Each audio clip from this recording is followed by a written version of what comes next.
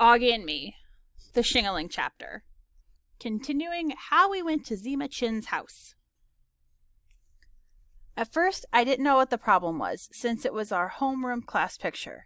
Then, I realized that over Auggie's face was a tiny yellow post-it with a drawing of a sad face. Ximena pulled the post-it off the picture.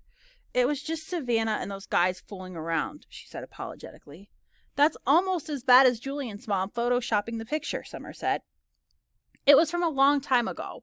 I forgot it was even there, said Ximena. I was so used to the dimple in her left cheek by now that I never confused when she was serious with when she was joking anymore. I would say her expression right now was definitely remorseful.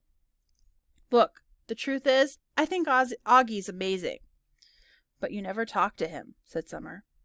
Just because I'm not comfortable around him doesn't mean I'm not amazed by him, explained Ximena.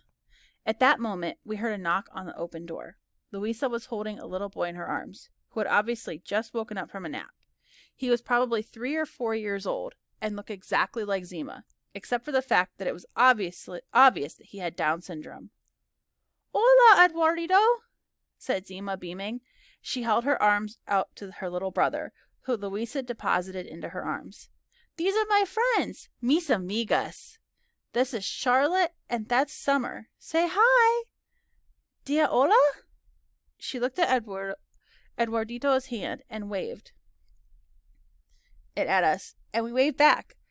Eduardito, who had still not completely woken up, looked at us sleepily, while Ximena planted kisses all over his face.